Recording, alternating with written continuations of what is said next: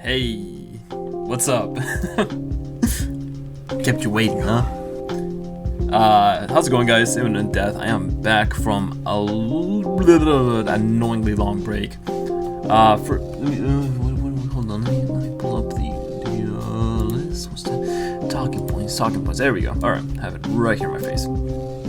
So, yeah, right. Obviously, I've been gone for for quite a bit. I've been gone for a bit of a minute. I apologize about that. I'm sorry. I know there's some stuff that I completely missed out on, and there's been some massive news going on recently, both in the gaming industry and outside.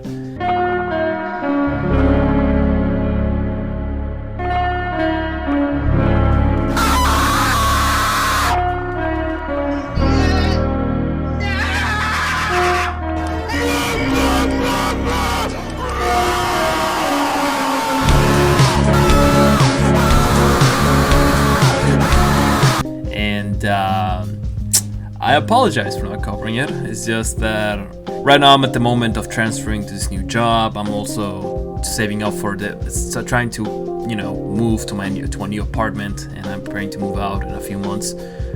So I've just been very busy with that. So I'm back. I'm gonna try to stick to the schedule. I'm not quitting on this YouTube channel. Don't worry. I'm still gonna continue with this, but I'm not quitting on this YouTube channel. Don't you worry. Right now I'm just trying to juggle everything in place. So in today's video, I will be covering Back 4 Blood's recent beta release, the hyped and long-awaited Dead Space remake that many of us fans have been waiting for nearly 10 years for, over 10 years actually, and the unfortunate delay of Warhammer's 40k universe shooter Darktide, and the release of Alien's Fireteam. So as many of you are aware, or maybe you're not if you're not a Dead Space fan, but EA about a few months ago hinted at the idea that they were gonna revive an old IP. Many speculated that it was games that nobody had seen in forever, such as Army of Two, Dragon Age, Dead Space, and it turns out that many of the community were right. It was Dead Space. Now, before we continue, I just want to put it out there. I'm not entirely sold on the idea for the Dead Space remake.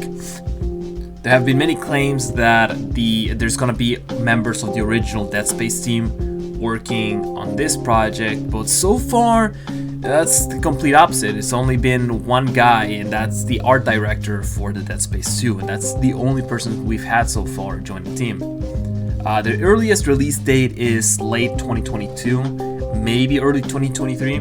Understandable considering that this is a massive project and behemoth of a work they're taking on.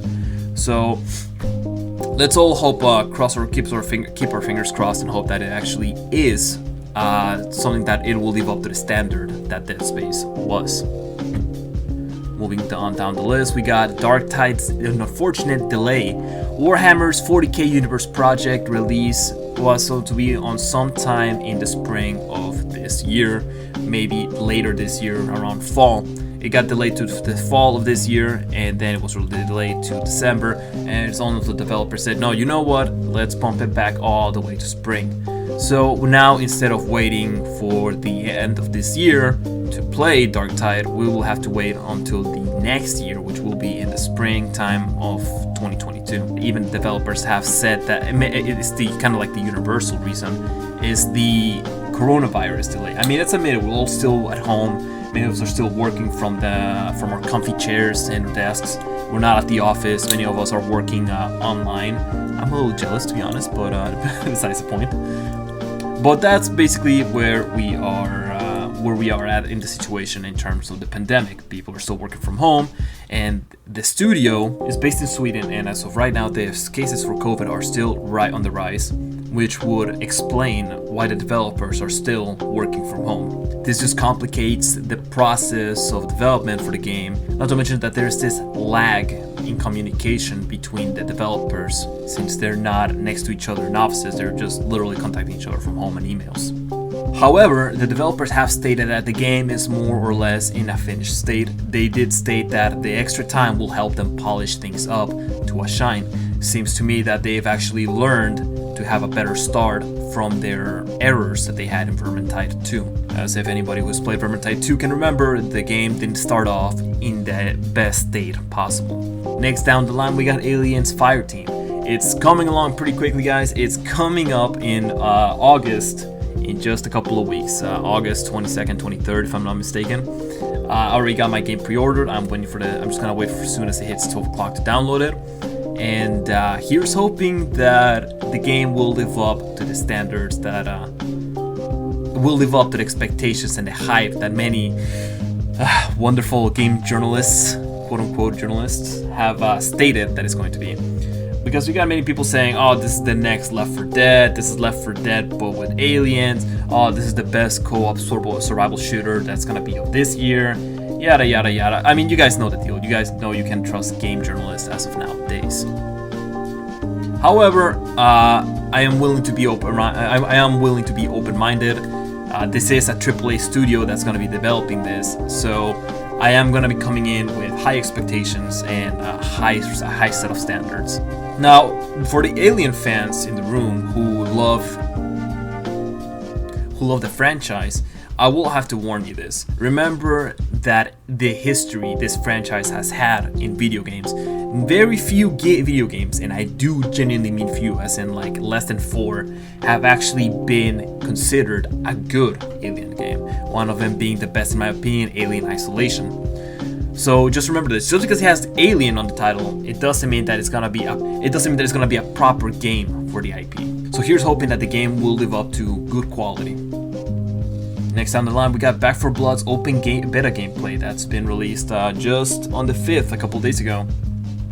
I got my hands on the beta, and I played for about 5 hours. I'm not gonna lie to you, the game is not really promising. I will release a review of my gameplay in the oncoming day, in the next few days or so, and I will put in my thoughts. But right now, just to give you guys the very itty details, the gameplay, it feels empty. I didn't feel that much fun or excitement when playing it.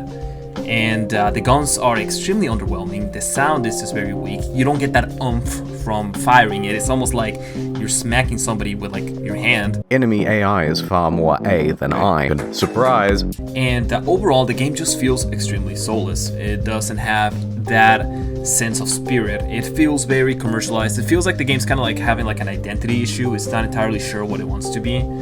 This is because of the mechanics such as sprinting, the card deck, the aesthetic of the enemies. It's almost like it wants to be a bit of an Alien game, but at the same time it tries to be this gritty survival shooter. But at the same time, the characters are also extremely bad. That's the best way I can describe it. I cannot enjoy the characters at all. But that's basically my gist for this part of the video. So that's basically what we have for now. I will keep you guys updated as best as I can. I've yet to set up any type of social media for the channel because, well, I mean, I just don't dig too much in social media. I will keep you guys updated on the oncoming news, and in a few days I will have your review for Back 4 Blood. I've also have to release the review for Labyrinthine. It's that one game that I've been playing for like the past month and a half, and I was supposed to release a review for it months ago, but life, whatever. But yeah, so expect that coming. Back 4 Blood review and the Labyrinthine review coming up soon in the oncoming weeks. That's gonna be it for me for today, guys. I hope you all have a good one. This is Imminent Death, and please take care, have a good one, stay safe, and goodbye.